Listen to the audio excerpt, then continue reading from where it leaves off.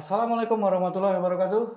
Para pembelajar hukum dimanapun berada, kita hari ini masuk ke episode 5, masih dalam tema kemerdekaan, yang mana pada siang hari ini kita akan membahas tema yang masih berhubungan dengan kemerdekaan, yaitu merdeka di laut.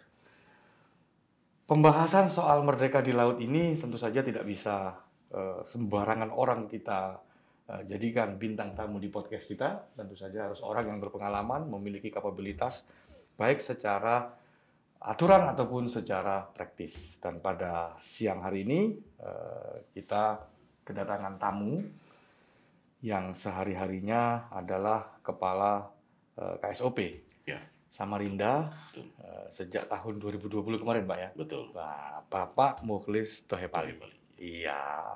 Assalamualaikum warahmatullahi wabarakatuh, Pak. Waalaikumsalam warahmatullahi wabarakatuh. Sehat, Pak? Alhamdulillah. Nah, ya baik. Bapak Mukhlis ini selain sebagai Kepala Kantor Kesia Bandara dan Otoritas Pelabuhan (KSOP), pengalaman yang kalau saya lihat dari CV-nya itu posisinya pernah juga sebagai Kepala Kantor Pangkalan Laut dan Pantai kelas 1 Tanjung Priok nih, Pak. Betul. Nah, ini luar biasa sekali, Pak. Ini Biasa. bisa diceritakan dulu, Pak. Baik. Bapak kok apa yang menyebabkan tiba-tiba Bapak sampai pada posisi hari ini, terus kemudian pernah menjabat di posisi-posisi tertentu yang berhubungan dengan masalah kelautan ini, Pak. Oke, terima kasih Pak Padekan. Pertama-tama saya sejak awal jadi pegawai negeri sipil, itu saya ditempatkan di Direktorat Kesatuan Penjagaan Laut dan Pantai di kantor pusat. Iya, Kesatuan Penjagaan Laut dan Pantai. KPLP. KPLP. Ya, kalau diterjemahkan ke bahasa Inggrisnya ya CN Coast Guard lah gitu. Iya. CN Coast Guard. Ya, dari situ sampai mencapai posisi Kasubdit, Kepala Subdirektorat. Kemudian di Kasubdit di KPLP 2 kali saya, dari Kasubdit 1 itu masalah pengamanan, kemudian berpindah ke Subdit 5. Lalu kemudian berpindah ke KSOP Pekanbaru. Ya, Pekanbaru hampir setahun, balik lagi Tanjung Priok. Nah, di Sabandar utamanya itu hanya 6 bulan, kemudian berpindah kembali ke Pangkalan PLP kelas 1 Tanjung Priok. Penjaga laut dan pantai. Betul. Iya. Nah, situ kemudian pindah lagi ke KSOP Bontang. Nah, baru sekarang di Samarinda. Berarti posisinya Bapak sering naik kapal nih berarti ini, Pak. Ya. Kalau kayak kami ini kan paling nggak kan cuma kapal penyeberangan feri aja nih, Pak. Kalau Bapak ini kayak rasa-rasanya kapal patroli berarti, Pak, yang Bapak sebagai bagian dari KPLP. Betul. Dan sebagai bagian dari Kesia Bandara ini juga. Nah, tapi saya tertarik dengan masalah KPLP-nya ini, Pak, posisinya. Karena sesuai dengan apa yang kita perbincangkan hari ini, kita banyak bicara mengenai Laut Indonesia. Kita kan posisi sebagai negara kepulauan, ya. Luar biasa panjang garis pantainya, jumlah pulau banyak, luas wilayah yang 2/3 adalah air. Tentu saja ini menjadi sebuah tantangan tersendiri, ya, betul. Posisinya dalam perspektif menjaga kedaulatan wilayah yang ada di wilayah Indonesia secara keseluruhan, secara utuh ini, Pak. Pengalaman Bapak sendiri, posisinya selama ini yang berhubungan dengan masalah kelautan ini kira-kira bagaimana, Pak? Ya, sebenarnya ketika di KSOP pun, saya berhubungan dengan laut juga ya. Samarinda kami sudah punya kapal patroli yang baru. Sehingga kalau kita bicara di KSOP, bicara di Pangkalan PLP, sebenarnya kita bicara selalu ke laut. Kalau di Pangkalan PLP, itu tugas fungsi utamanya lebih kepada penegakan hukum. Penegakan hukum, Coast Guard ya. Sementara di KSOP, dalam konteks penegakan hukum juga, tetapi ada batas wilayahnya. Jadi kalau Pangkalan PLP kelas 1 Tanjung Priok itu batasannya sebagian Pulau Sumatera bagian selatan, kemudian Kalimantan Selatan, Jawa hampir setengah. Lautannya itu karena kita punya covering areanya, Pak ya? Covering area. Kita punya 5 pangkalan PLP. Kalau diurut, Pangkalan PLP kelas 1 Tanjung Priok, kemudian kelas 2 Tanjung Uban, Tanjung Perak, Tanjung Perak Surabaya, Surabaya, ya, Bitung, sekitar Sulawesi Utara, Sulawesi Utara, ya. dan Tual Provinsi Maluku. Maluku, Itu iya, punya iya, 5. iya, iya, iya. Jadi ya kalau ditanya banyak di laut ya sering di laut lah gitu. Kalau Itu gitu, mengikuti posisi peradilan perikanan juga tuh Pak ya? Peradilan perikanan ada sekitar di 5 tempat itu juga, peradilan perikanan itu Pak. ada juga enggak. Tapi ini lebih memetakan dalam bentuk dalam suatu melihat peta Indonesia, Ya, lalu ditempatkan di daerah-daerah yang dianggap strategis gitu. oke. Ya, karena kalau kita mau mengcover semua wilayah, ya tidak tahu sampai kapan bisa gitu. Jadi posisinya Pak sebenarnya dengan wilayah yang luas seperti ini, Ya. itu sebenarnya menurut Bapak sendiri posisinya otomatis kita membutuhkan sumber dana, sumber daya Wah, yang luar biasa nih Pak. pasti. Sekarang Secara praktikal nih Pak, secara Oke. praktikal nih, kira-kira apa kendala-kendala dalam yang selama ini Bapak pengalaman Bapak sebagai KPLP atau sebagai di KSOP posisinya, terutama yang di KPLP penegakan hukum yang di laut posisinya yang Ya. jauh ini bersama dengan yang lain-lainnya, kira-kira pengalaman-pengalaman apa yang sekiranya Bapak sering temui, terutama berhubungan dengan kendala-kendala di Iya, laut itu? iya. Kalau dalam aspek operasional, kendala terbesar tentunya kita keterbatasan anggaran ya. Oke, oke. Oke. Lalu kapal-kapal patroli kita sendiri ini baru mengalami regenerasi sekitar kurang lebih 10 tahun sini. Kapal-kapalnya. Iya, kapal-kapal yang baru ya. Iya, iya. Sebelumnya kita punya kapal itu buatan tahun 82, 83 gitu. Sama kurang lebih dengan tanggal lahir tahun lahir saya gitu Pak. Jadi ketika kapal itu sudah mencapai umur pakai yang tertentu, tentunya tidak Iya. kuat lagi ya. Jadi dari sisi operasional itu kemudian ya kita harus akui bahwa ada keterbatasan anggaran untuk bahan bakarnya. Betul, Ya. dia menggunakan bahan bakar yang cukup banyak Besar, karena untuk cukup mengarungi banyak. lautan yang luar Betul, biasa luas betul. loh Pak ya. Kemudian ya dari sisi SDM-nya ya, mungkin yang agak kurang. Karena saya pernah alami di Tanjung Priok bahwa banyak yang kapal itu tidak bisa terisi sepenuhnya. Sehingga kita harus mencari solusi menggunakan ya metode apa? PPNPN ya. Nah, itu untuk dimasukkan ke atas kapal itu biar memenuhi itu. Nah, kalau dari sisi yang lain, kendalanya, ya mungkin kita semua secara umum udah tahu lah. Ego sektoral kita itu terlalu. Maksudnya ego sektoral ini karena di laut ini bukan hanya KPLP, Oh iya, bukan. bukan hanya Kementerian Betul. Perhubungan saja, kan begitu Pak ya? Betul. Ada TNI AL misalnya, Ya, ada kepolisian, oke. ada KKP, KKP, ya dan dulu pernah ada juga yang dari daerah, pemerintah daerah. ada, tapi sudah dihilangkan Betul, ya. dulu kan pernah ada di daerah kan Betul. dia juga punya wilayah Ya. 4 mil posisinya untuk menangani situasi yang ada di situ. Iya. Sekarang ada tambah kan Bakamla kan, Betul, Badan Keamanan Laut. Keamanan Laut yang kelihatannya sudah disampaikan oleh Bapak Presiden dalam 1-2 kesempatan kalau tidak Iya. salah. Mereka adalah cikal bakalnya Coast Guard gitu. Iya, Ya, itu pernah disampaikan Pak Presiden. Cuma ya kemudian ya tadi mungkin karena kita belum bisa berubah ya. Kita maksudnya kita susah untuk mau berubah ini sehingga ya itu belum maksimal kelihatannya menurut kami. oke. Persoalan Jadi- ego sektoral tadi itu Pak. Iya, jadi di laut itu masih tetap sama gitu. Hmm. Yang satu mengerjakan A, yang satu mengerjakan B, satu mengerjakan C gitu. Sulit memang Pak untuk mensinergikan kita semua ini Pak. Ya, Kan tujuannya sama Pak, menjaga supaya perairan kita betul. aman, Ya, bebas dari maling-maling ikan, ya. terus kemudian juga bisa mensejahterakan bangsa kita. Kan begitu Pak. Iya. Kan sebenarnya kan tujuannya sama semua sebenarnya Pak. Iya, semua punya tujuan yang sama, Iya. tapi pengalaman saya ya sampai sekarang kelihatan agak susah untuk membentuk satu unit Coast Guard itu ya, satu institusi namanya. Kalau di lebih dunia internasional lebih dikenal dengan Coast Guard ya. Coast Guard ya, Ya. betul. Nah itu sampai sekarang kita belum secara tegas mengatakan bahwa si ini adalah Coast Guard kita adalah ini gitu. Karena dilihat dari kapal-kapal kan masih ada. Kapal di saya Yang dengan strip beda-beda itu Pak ya? Nah, stripnya beda itu. Ada stripnya punyanya Indonesian Coast Guard, ada stripnya punyanya TNI AL, ada Kalau kapal angkatan laut tidak punya strip ya, tapi ya Bakamla punya strip merah. Bakamla. Merah, kalau kita itu ada putih biru apa sama orange gitu. Iya. Nah itu ya sampai sekarang belum ada satu institusi tunggal gitu ya. Memang ini ada pemahaman yang begini, multitask.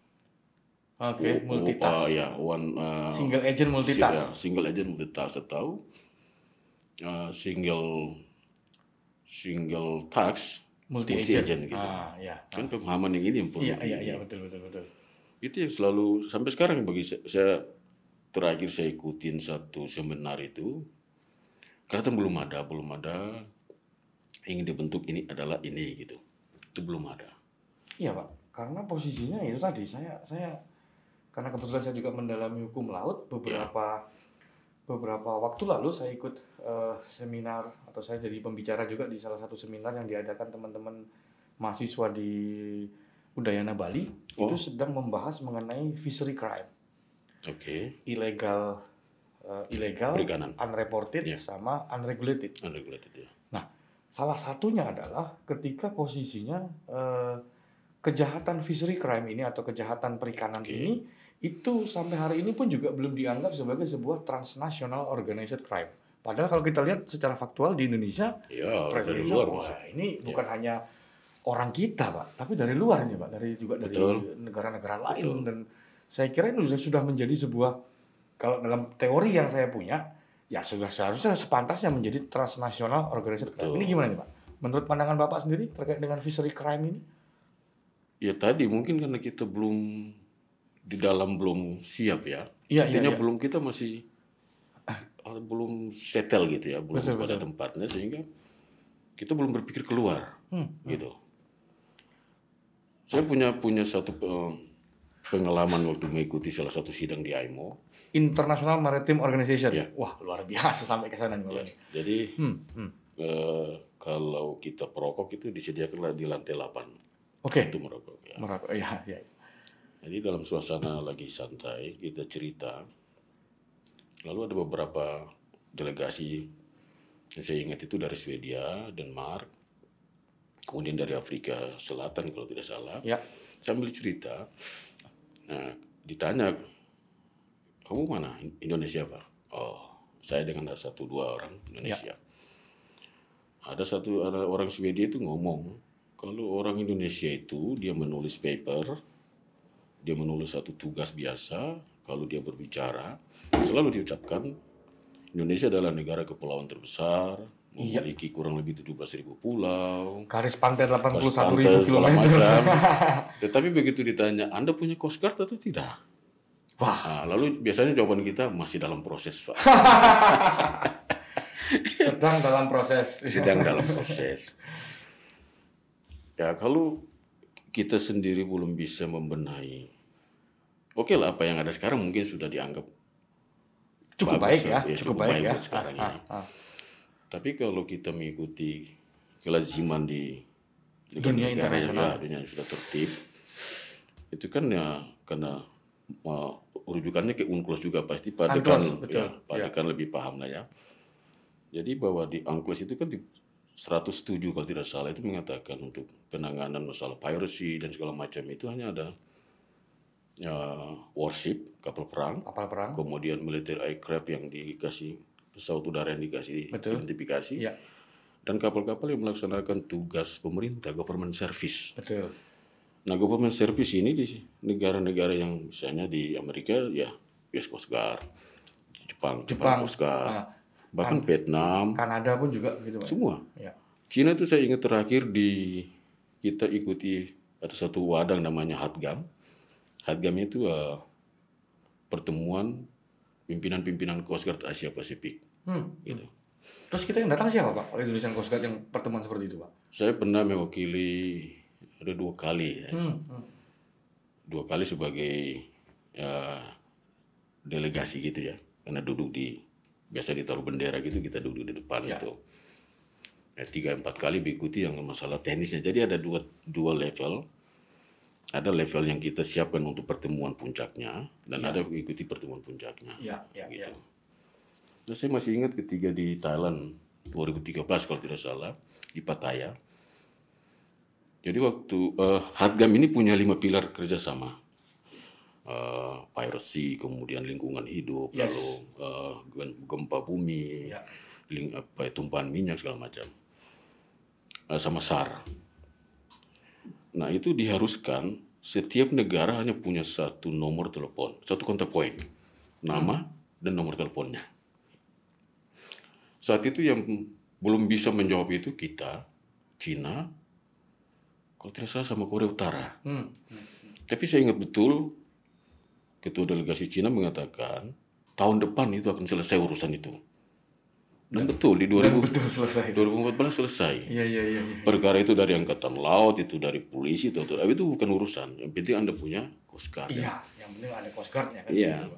Iya, maksud saya begini Pak. Ketika beberapa kali kita melihat situasi-situasi yang terjadi di wilayah perairan kita, bukan hanya soal Natuna lah ya. Iya, Natuna, bukannya soal pencurian ikan, tapi juga beberapa soal tabrakan kapal misalnya dan segala macam. Posisinya terakhir kemarin kita juga berseteru secara verbal dan di laut di Natuna Utara dengan kapal Vietnam pada waktu itu. Nah, akan bertabrakan dengan kapal Vietnam. Nah, yang begitu-begitu itu Pak, sebenarnya seperti apa sih Pak kejadian di laut ini? Mungkin karena Bapak pernah ada di laut, pernah ada situasi seperti itu, mungkin bisa ini kan. Dalam beberapa kesempatan yang terjadi itu, saya pernah ketika di kantor pusat di Jabatan Kasubdit itu, beberapa kali mengikuti rapat di Menko Polhukam. Terkadang masing-masing pihak menerjemahkan apa yang tercatat di peta digitalnya itu dengan alki yang ada di situ ya. Alur laut kepulauan yang ada di situ. ZEE, zona ekonomi eksklusifnya, kita dengan Vietnam, yang belum selesai sebetulnya itu. Ya kita, Vietnam, Cina kan semua kan belum selesai. Kalau tidak salah saya pernah dengar orang Kemulu mengatakan yang sudah menyampaikan statement resmi ke PBB atau apa gitu hanya Cina. Jadi bisa saja kita satu mengatakan ini punya dia ZEE, saya punya saya. Kelihatannya kan masih begitu. Masih klaim. Nah, kejadian terakhir itu kalau tidak salah Coast Guard Vietnam dengan angkatan laut kalau tidak salah ya. Dengan angkatan laut. Keluar di TV segala macam itu. Betul. Ya, kan kita lihat bahwa teman-teman teman kita itu kan tidak bisa melakukan tindakan yang keras. Kan karena harus apple to apple ya. Kalau sini Coast Guard, ini harus Coast Guard gitu. Betul. Hukum internasional kan mengatakan demikian. Kalau sini kapal perang, Anda datang dengan ini satu Coast Guard, Anda datang dengan kapal perang, ini bisa diterjemahkan macam-macam ini. Betul. Itu. Betul. Sehingga kalau melihat banyak hal terjadi di laut, ribut masalah, ini benar atau tidak? Anda masuk daerah saya atau saya masuk daerah Anda? Betul. Itu sebenarnya. Indonesia dengan Vietnam memang belum selesai dan kejadian itu di wilayah yang kemarin belum selesai posisinya. Kejadian senggolan kapal, tabrakan kapal kan gitu. Nah, saya kira itu juga secara praktikal pun juga mungkin hampir itu kan yang terekspos gitu Pak ya.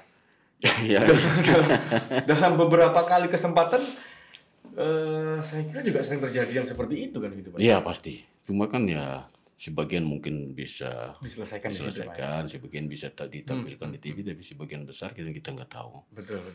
Artinya Pak Dekan, kalau kita duduk di Samarinda, kita melihat ke laut begini aja, kelihatan kayak kecil ya.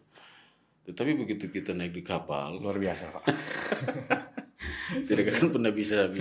Saya pernah berat. Suatu hari saya pernah ketika masih kuliah dulu diajak berkunjung ke Pangko Armatim TNI AL kan begitu waktu itu Pak ya, di Surabaya. Lalu kemudian kita naik kapal, saya lupa nama KRI-nya, terus kita kemudian berlayar sekitar hampir 1,5 jam ke arah luar. Ternyata luas sekali sekalinya. Nggak lihat apa-apa, kiri kanan nggak ada orang. Kiri kanan ada. Kalau orang terkadang ya orang belum mungkin jarang ke laut itu kan melihat peta Indonesia. Kan gampang itu. Ini taruh satu kan ada 3 alki ya. Iya. Alki 1 di Selat Malaka itu, alki 2 di Makassar, sama alki 3 di Morotai ke bawah itu ya. Betul. Kan simpelnya orang bilang taruh aja di sini 1, di sini 1, di sini 1, aman gitu. Itu lihat di peta Pak. Sementara kalau lihat aslinya, turun, itu aduh. covering areanya ini yang luar biasa kan itu. Nah, saya kembali ke soal Indonesian Coast Guard tadi Oke. Pak, posisinya. Nah, apakah memang kedepannya posisinya Indonesian Coast Guard ini menurut Bapak posisinya eh, ya akan begini-begini terus Pak posisinya? Upaya-upaya apa kira-kira yang sudah Oke. akan dilakukan oleh pemerintah Indonesia Iya. ataupun dari masing-masing ini? Iya.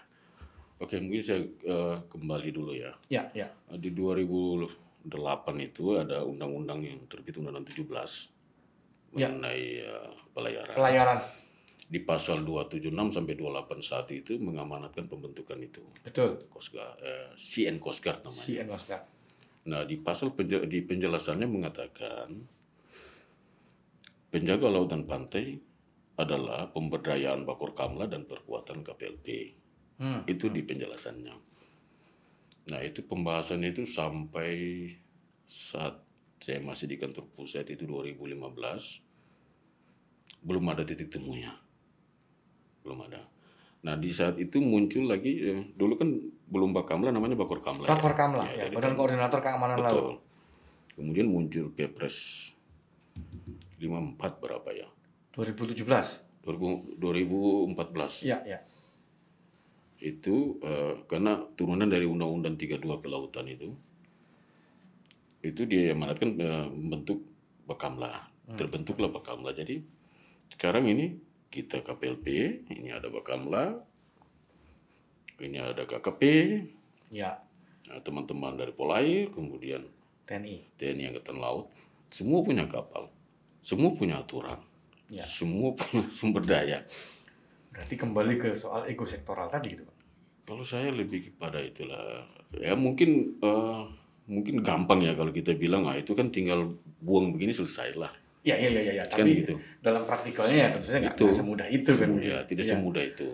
Karena ini sudah settle duluan, ini juga sudah settle duluan, diminta bersatu. Betul. Walaupun dengan tujuan yang sama. Sekarang kalau kan ditanya lagi, kalau bersatu siapa yang jadi ketuanya? Giliran loh. Iya. Digilir 3 tahun sekali atau 4 tahun sekali dari sini. Gitu. Mungkin begitu bisa, tapi itu ya bagi di level udah paling atas ya. Iya. Kalau level-level seperti kita begini paling hanya bisa sampaikan yang bisa semampu. Tapi itu kelihatan masalahnya itu. Iya Pak, karena begini Pak, karena dalam beberapa report yang pernah saya baca, baik itu dikeluarkan oleh peneliti atau dikeluarkan oleh pemerintah sendiri, ya, potensi sumber daya kelautan kita ini luar biasa. Betul. Dan potensi loss-nya pun juga luar biasa. Iya. 30 triliun posisinya. Kehilangan gara-gara salah satunya mungkin ya gara-gara terlalu banyak pencurian ikan dan segala macam itu. Ini kan sebenarnya kan tugas dari ya Bakamla ini kan Pak, posisinya Pak, KPLP dan teman-teman ini kan sebenarnya Pak. Iya, karena dalam tataran praktik ini kan jadi rumit ya. Iya. Kadang katakanlah kapal A, dia melihat bentuk kejahatan B. Antara mau atau tidak kan gitu. Jadi dalam praktiknya seperti itu. Artinya karena ini semua terlalu banyak, lalu kalau saya menangkap A, saya harus bawa ke B sesuai aturannya bilang begitu kan. Betul. Tapi itu kan kalau diucapkan gampang, praktiknya yang susah. Betul. Karena terkadang dalam suatu operasi SAR pun keinginan kita untuk menonjolkan institusi kita itu kuat. Padahal operasinya search and rescue untuk penyelamatan, kan begitu. Oke. Karena kita semua padekan ingin katakanlah dipuji sama Pak Rektor. Betul. Sama itu saya manusia. Sifat manusia yang selalu seperti itu. Ya tentu saja seperti misalnya saya bangga kalau ternyata dari semua fakultas yang ada di Unmul ini baru kami yang paling bagus. Kami yang baru punya podcast kan begitu. Iya. Kira-kira gitulah. Nah, ketika kami disuruh bergabung dengan yang lain belum tentu juga bisa semudah itu. Oke. Ya. Tapi tetap saja posisinya kan Pak. Kedepannya kita memang harus punya kalau itu harus harus punya supaya saya kira potensi-potensi yang cukup besar di bidang kelautan karena justru kita ini negara ya tadi itu Pak, secara teoritis dan secara faktual geografis ya kita negara yang luas sekali wilayah lautnya. Sangat luas. Sehingga posisinya diperlukan kesamaan visi, kesamaan misi dan juga kesamaan praktikal di laut. Betul. posisi. Kalau enggak kan ya susah gitu kita untuk mengejar suatu kapal atau apa ya. Karena terkadang ya kapal-kapal yang ingin masuk wilayah kita itu kan punya spesifikasi yang lebih tinggi. Nah, itu dia, Pak. Saya kadang-kadang sering ditanya sama mahasiswa saya, Pak, kenapa sih kok sulit sekali melakukan penegakan hukum? Nah, suatu hari saya ditanya begitu di kelas, saya bilang, kita coba cek dulu, jangan-jangan kapal punya Indonesia ini speknya di bawah kapal yang ini. Iya sih. Terjadi tuh, Pak? Ya, itu saya sendiri pernah alami itu. Oh, oke. Jadi tapi bukan terhadap kapal asing ya, Ya. terhadap kapal kita aja Ya. yang berbendera Indonesia yang ya tanda kutip nakal-nakal gitu. Iya, iya, iya. Gimana kalau saya mau kejar dia, saya sendiri udah kurang nggak bisa lari kan gitu. Tapi itu memang ada di semua lini itu ada. Betul, betul, Ya. betul, betul. Nah kalau untuk membenahi ini saya berpikir ya tadi aja ya, mungkin ya memang susah juga ya karena saya alami dari 2008 sampai 2015 itu. Memang gampang kita ngebicara, tapi Iya, iya, sulit iya. untuk itunya. Iya, ya, karena faktor kepentingan, faktor Segala macam politis, gitu. Betul. faktor ego sektoral dan Iya. segala macam. Dan faktor terakhir faktor manusia itu sendiri kan Betul. gitu ya. Seperti yang tadi saya sampaikan bahwa kita kalau saya kemarin juga ketika meneliti, kebetulan saya ini kan kawasan perbatasan, Pak. Oh, ya. Disertasi saya kawasan perbatasan. Iya. Dan penelitian saya menyebutkan ada sekitar 14 lembaga yang punya kewenangan Ya, ada yang bilang 13, ada yang bilang Iya. oke gitu ya. ya terhadap wilayah atau Wilayah. kawasan perbatasan. Iya. Posisinya di situ posisinya.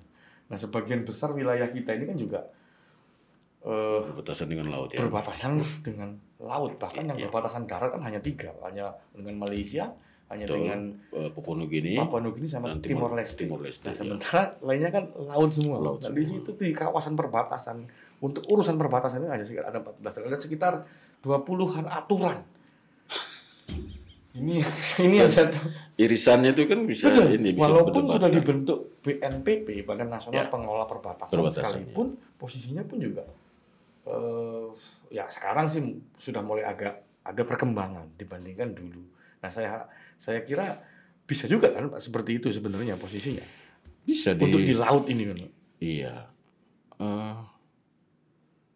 Mungkin ya bukan di generasi kita kali ya. Mungkin iya. Mungkin.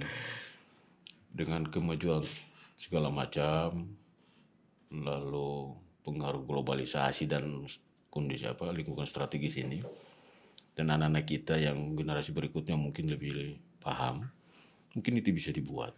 Tapi nggak keburu habis kan Pak sumber daya kita. Nah itu dia kalau itu sudah. Kalau sumber daya kita keburu habis nggak dijaga sama mereka nanti kan Pak. Karena situasi hari ini yang menyebabkan sustainability-nya ke depan itu menjadi sedikit berkurang. Karena misalnya Iya. yang kemarin yang saya ikuti posisinya ada bahwa fisheries crime itu juga berdampak pada ecological Pastilah. situation posisinya. Pasti karena mereka menggunakan yang Bahan tidak peledak, segala macam. bom, Atau troll ya, apa Troll. sekali tarik sampai Iya, segala betul. macam itu. Itu udah betul. Nah, kalau mengharapkan katakanlah KKP ya untuk menangani itu saja, ya saya pikir ya berat, betul, sangat berat. betul. Sama dengan kita disuruh menangani untuk keselamatan dan keamanan pelayaran di seluruh Indonesia misalnya. Ya, tugas KSOP itu Pak ya. Ketika KSOP, tugas dari pangkalan PLP, Ya. mau sekuat apa kita melakukan patroli di wilayah yang begitu luas, ya kan? Ya, karena sangat luas sekali. Sangat luas ya. Mungkin ya sudah mulai terpikirkan untuk menggunakan teknologi peralatan-peralatan yang canggih seperti Iya, itu. iya. Karena dengan itu mungkin bisa mengatasi tadi yang kapasitas yang kurang, SDM yang kurang itu bisa diatasi. Berarti investasi harus besar, Pak. Nah itu dia masalahnya ada di situ. Untuk beli peralatan yang luar biasa canggih yang bisa mengcover Iya, seluruh iya, wilayah betul. kita ini kan juga butuh. Kayak kapal-kapal kita tuh punya pangkalan PLP itu punya 5 jenis kapal ya klasifikasinya. Kelas 1 itu panjang sekitar 60 meter, Ya, kelas 2 40, kelas 3 28, kelas 4-nya 15-an, kelas 5-nya kecil-kecil itu speedboat lah. iya. Nah untuk satu kapal kelas 1 ini itu bisa 200-300 miliar Per tahun. Oh, di barung harganya? satu barung. Harganya, Pak? Ya, Oke. kalau ingin dapat yang betul-betul bagus sekali ya. Hmm. Ya sekitar 100-200 miliar. Nah bisa Pak Dekan bisa membayangkan kalau semua minta bangun itu, uangnya bagaimana? Anggarannya. 300 miliar itu Pak sama dengan anggarannya Unmul dalam setahun Pak. Itu ya. Nah kalau itu dibelikan kapal perang Pak, selama setahun Unmul nggak ngapa-ngapain. Ya kita duduk di kapal perang itu Pak, Iya. atau duduk di kapal pengawasan itu. Bahkan kalau betul-betul mau menggunakan teknologi yang lebih termodern ya. Saya pernah ada satu kapal Jepang datang di Tanjung Priok, terus mereka bertamu ke kantor saya di Pangkalan, kita Ya. cerita. Mereka menawarkan kapal yang sama dengan punya kita, kelas 2. Harganya hampir 5 kali lipat dari yang kita bangun. Tentunya kita menganggap bahwa itu sangat mahal. Betul. Tapi bagi mereka itu adalah spek yang paling terbaik. Iya. Tentunya bahannya bagus, segala macamnya, umur pakainya Ya, juga dengan bagus. teknologi yang bagus. Dan itu dibuat katanya buat Filipina. Nah, kalau kita ya akhir-akhir ini kalau dari PLP lebih banyak melihat ke pasar dalam negeri. Ada Pak ya? Ya dibangun di galangan-galangan kapal PT kita PAL. banyak. Seperti PT PAL itu kan Pak ya? Ya. Ya. Kalau kita kemarin dari Batam lebih banyak ya, ada beberapa kapal dibangun. Samarinda banyak Pak galangan kapal. Nggak bisa kan dia bikin satu gitu Pak? Samarinda lebih spesifikasinya di apa LCT ya, LCT, tongkang. Betul. Suruh mereka bersatu bikinkan satu, sumbangkan satu untuk kapal yang luar biasa canggih Iya. gitu. Saya kira pemilik galangan kapal di Samarinda ini masa iya nggak mau kan begitu. Nanti dikurangi insentif pajaknya kan begitu.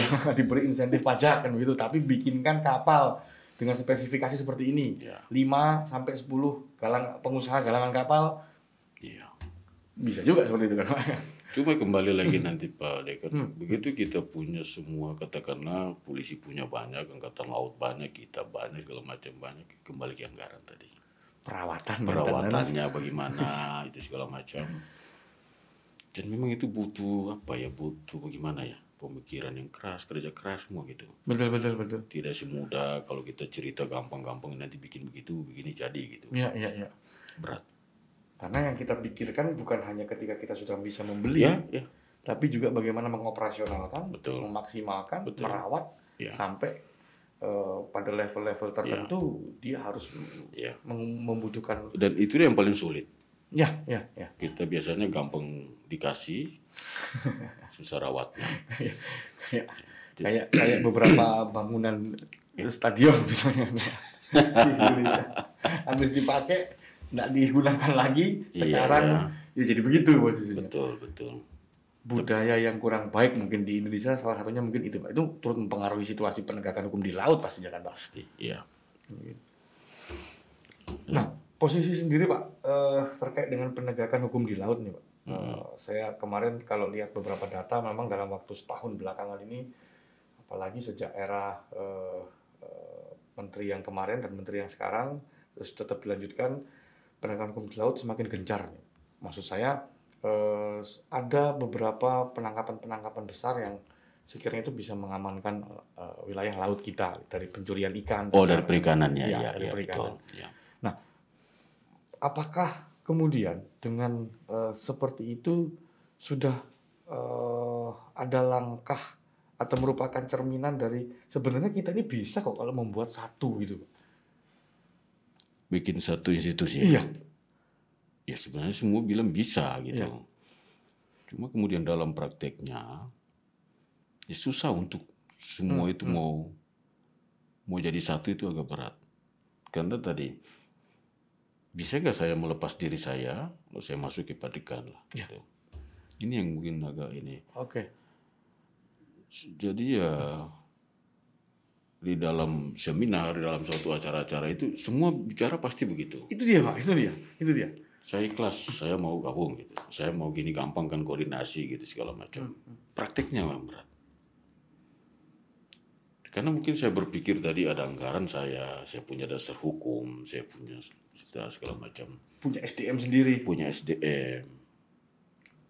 Kalau saya punya kebanggaan tersendiri juga Ya, terhadap institusi Betul. saya. Iya. Ya contoh kalau nanti Pak Dekan atau teman-teman di Indonesia bisa membuka website itu kalau dicari sejarah KPLP katakanlah Ya. atau sejarah Coast Guard Indonesia gitu, pasti diceritakan itu dari zaman kolonial Belanda, Betul. Jepang, Ah, terus Orde Lama, Orde Baru segala macam gitu.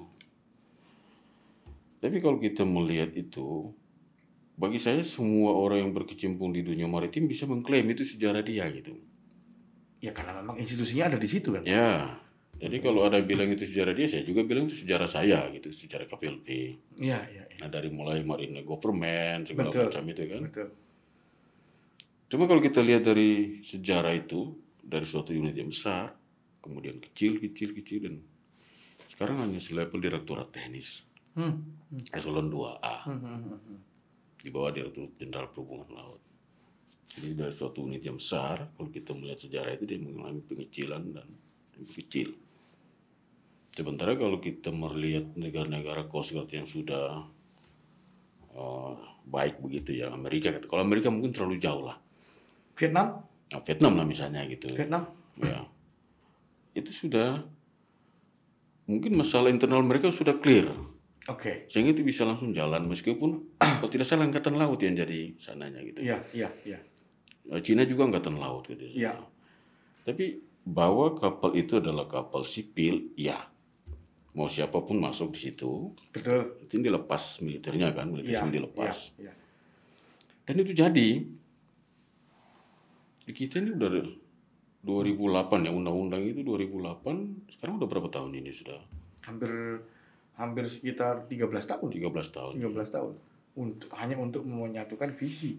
Ya, karena di amanatnya bilang undang-undang peraturan pemerintahnya itu harus 1 tahun berikutnya, artinya 2009. Kemudian institusinya itu 3 tahun berikutnya, Ya. di 2011 lah itu. Ya faktanya belum bisa. Lalu kemudian Kepres 54 ya, 54. mengenai Bakamla itu Betul. muncul. Nah kita nggak tahu nanti apa lagi muncul, kan kita nggak paham. Ya, ini dia Pak yang saya kalau ya karena saya dari akademisi Pak ya. Iya. Teorinya Pak. Ini yang disebut dengan teori kesadaran ruang Pak. Oke. Teori kesadaran ruang itu adalah di mana kita berada, di situ kita akan melakukan adaptasi semaksimal mungkin dengan situasi yang ada. Maksudnya sehingga ketika kita sudah memahami ruang yang kita tinggali, Ya. semua kebijakan, semua arah, semua tindakan kita yang mengarah kepada ruang itu sendiri. Gampangnya begini, negara pantai, negara landlocked, negara yang terkunci, Iya. landlocked country, dan negara kepulauan seperti kita, pasti beda. Betul. Ruangnya beda. Betul. Sehingga pasti kebijakannya dia pun juga beda. Ya. Implementatifnya juga beda. Dan paling penting adalah mindset, pola pikirnya dia yang dipengaruhi oleh ruang, itu juga Betul. berbeda juga. Dalam beberapa kesempatan, ya ini minta pandangan Bapak, apakah posisinya memang kita terlalu berorientasi ke darat, Pak, sehingga orientasi kita ke laut sebagai bangsa maritim, sebagai bangsa yang sejak dulu selalu bangga dengan nenek moyangku seorang pelaut, ya. itu tapi dalam beberapa kali rezim pemerintahan terlalu berorientasi ke darat. Bener nggak nih kira-kira? Kalau saya betul. Terutama di zaman eranya Orde Baru kelihatannya ya. Iya. Itu ya dilihat dari beberapa fakta yang ada, mendominasikan yang tertentu. Betul. Bukannya yang ini tapi yang itu yang mendominasi. Sementara begitu kita melihat negara kita, begini, pulaunya banyak, segala macam lautnya besar. Tapi tadi karena terbentuk sudah sekian lama, ini kelihatannya agak susah untuk merubah mindsetnya nih, Pak. pola berpikir tadi Iya. lagi, mau membuang itu segala macam. Sehingga kita melihat bahwa sebenarnya di laut ini loh punya kita. Itu dia, Ya. itu dia. Makanya kita mungkin masih bisa mengingat ketika Pak Presiden yang Pak Jokowi di periode pertama kan ada tol laut dan poros maritim ya. Bagian dari nawacitanya beliau. Nawacita beliau. Iya. Sebenarnya ini sesuatu yang suatu program yang disampaikan dalam bahasa filosofi. Tapi mungkin ke bawahnya yang ya kita ini agak susah. Iya. Itu kalau lihat dari peta segala macam kan harusnya kita bisa memegang itu peranan itu kan. Gitu. Betul. Tapi faktanya ya kita belum bisa sampai sekarang. Pelabuhan pun kalau tidak salah Singapura masih lebih jauh dari kita. Fasilitas dan kegiatan Oke. jumlah volume kegiatan bongkar muat itu masih lebih jauh sana. Suatu saat mungkin nanti kita akan bersaing ya. Saya dengar-dengar Vietnam sudah mulai melewatin kita ya dalam beberapa hal gitu. Oke. Wah, Vietnam ini nggak cuma di bola aja, Pak ya. Ya bola sudah lewatin kita ya. Makanya di bola kita udah sering kalah sama Vietnam nih. Betul. Sekarang di laut, waduh, jangan sampai kita kalah lagi dengan Vietnam. Tadi saya sepakat dengan tadi apa? Kesadaran ruang. Kesadaran ruang. Kita hidup di begini, tapi kesadaran kita nggak ada gitu. Nah, makanya itu ketika saya mengerjakan penelitian saya juga ada beberapa pendapat dengan kita terlalu land oriented. Betul. Sementara kesadaran ruang kita sebenarnya adalah Z oriented, ocean oriented posisinya. Iya. Archipelagic state oriented. Deklarasi Juanda capek-capek dibikin Betul. oleh Juanda 57 supaya dapat wilayah gede. Ya. Nggak dipakai. Apa maksud saya bukan nggak dipakai? Kok malah ke darat begitu loh. Iya. Padahal kan kalau lihat dari deklarasi Juanda itu kan artinya begitu hebatnya kita ya. Iya Pak, betul. Satu itu di dalam itu punya kita semua kan gitu. Betul. Tidak ada campur kecuali orang boleh melalui laut kita melalui alki itu aja kan tidak ada yang lain. Innocent Passage kan Innocent gitu ya. Passage gitu Ya. aja. Tapi nyatanya kan tidak seperti Nah, itu. makanya Pak, karena saya juga mengajar hukum kewilayahan, saya mengajar hukum laut. Oke. Kadang-kadang saya mendapat ketika saya sampaikan begini, saya mendapat counter sendiri dari mahasiswa saya. Pak, kok kayak gitu Pak? Loh, waduh sebentar, saya ini dosen aja, saya bukan ini sebentar. Ayo kita kapan-kapan kita tanya sama orang yang lebih mengerti, yang praktikal mengerti, kenapa kok bisa situasi seperti ini, saya bilang begitu. Tapi kalau dari pembacaan akademik saya, maksudnya itu tadi Pak, ada kesadaran ruang itu Iya. ya.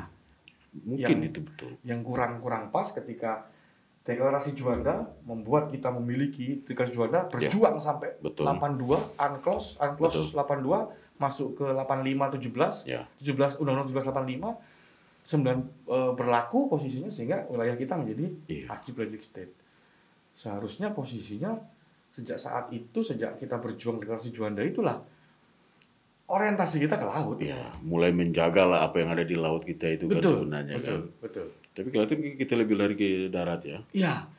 Dalam beberapa kesempatan saya berdiskusi dengan beberapa orang begitu dan dalam penelitian ini penyebabnya adalah kesalahan ruang. Kesalahan kesadaran ruang. Posisinya begitu posisinya. Iya. Terlalu land oriented padahal kita adalah archipelagic state. Betul. Ya tadi yang saya teringat ya teman orang Swedia itu bilang kan, kalau bicara kita selalu begitu. Archipelagic state. Ya, we have the modern 70,000 islands. Yes. Konsep archipelagic juga dari Indonesia. We have the big archipelago country in the world. Iya. We have macam-macam lah. Lalu orang bertanya, Anda punya Coast Guard apa enggak? Enggak. Oh enggak ada Pak. Kita punya gedung besar, posisinya tapi tidak dilengkapi dengan CCTV, tidak dilengkapi dengan tenaga keamanan terlatih, ya gampang jebol.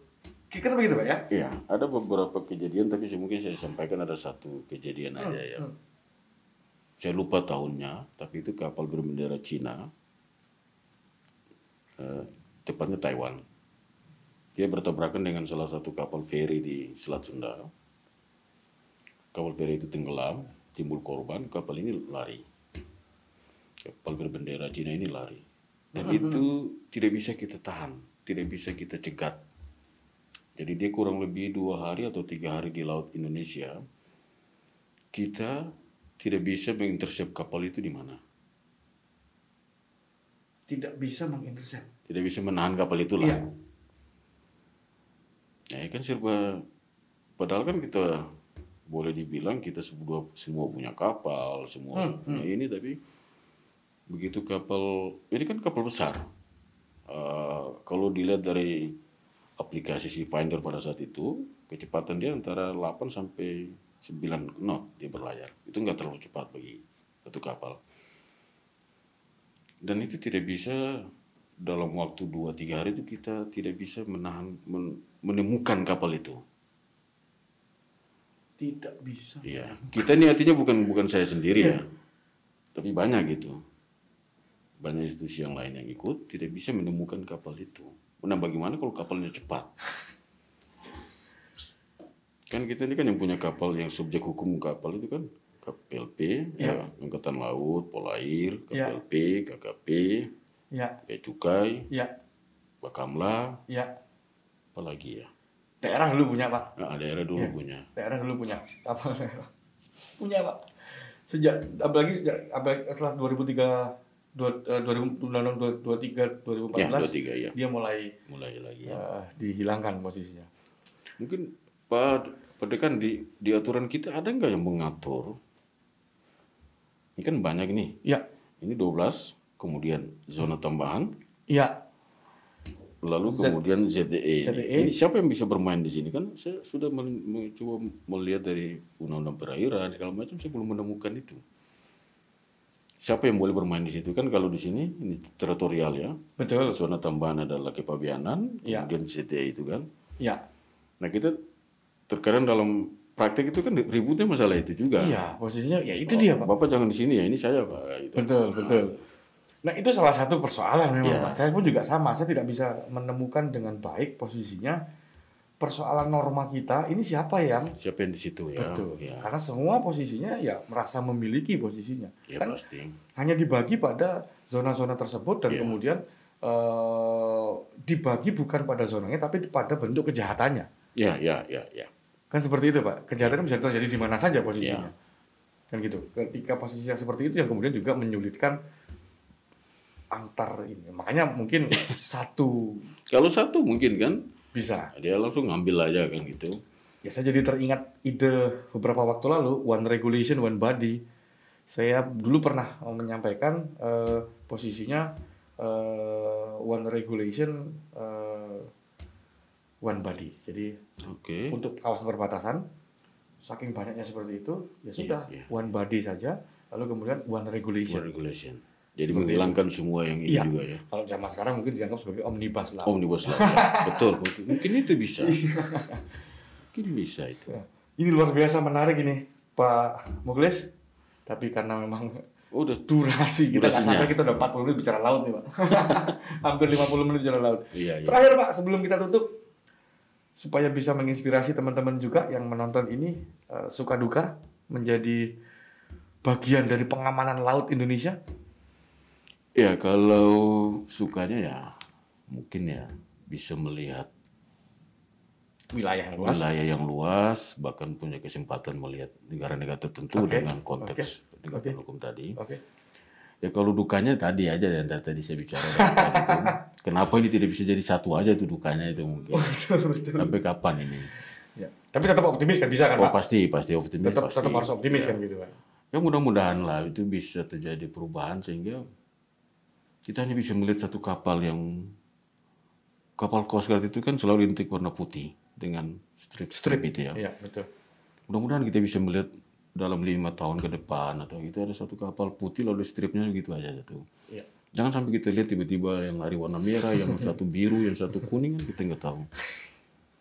Mudah-mudahan kita Insya Allah ya. Seperti itu. Mudah-mudahan ini siaran bisa sampai kedengaran di mana-mana sehingga bisa menginspirasi. Amin. Bahwa memang kebutuhan untuk menjaga laut itu tidak semudah yang kita bayangkan. Diperlukan visi yang sama, misi yang sama, dan kemudian keinginan yang sama bukan untuk kita sebetulnya, Pak, untuk generasi di masa mendatang kan begitu. Nah, itu dia. Menjaga laut untuk generasi kalau kita tidak bisa menyelesaikan itu sekarang, artinya generasi berikutnya ini kan mendapatkan PR dari kita yang bisa tidak selesai. Betul. Ya. Bukannya PR, sekaligus masalah dan juga mungkin kekurangan sumber daya. Betul. Karena sudah terlalu banyak dihabiskan posisinya. Setiap hari kita bisa saksikan di Sungai Mahakam di belakang kantor itu. Betul. Pada dekat bisa hitung berapa itu yang lalu lalang itu. Betul. Ya, mudah-mudahan Pak, insya Allah. Artinya harus optimis. Ke depan insya Allah ada. Karena kehidupan kita di laut, Pak. Betul. Nenek moyang kita seorang pelaut, Pak. Ya. Jadi itu yang harus kita. Bukan seorang pembalap, Pak ya. Oke, saya kira itu. Terima kasih. Luar biasa sekali perbincangan siang sampai sore ini. Mudah-mudahan bermanfaat bagi kita semua dan bisa menginspirasi para pembelajar hukum Amin. yang ada di sana. Baik. Terima kasih atas kehadirannya. Ya. Wassalamualaikum warahmatullahi wabarakatuh. Waalaikumsalam warahmatullahi wabarakatuh.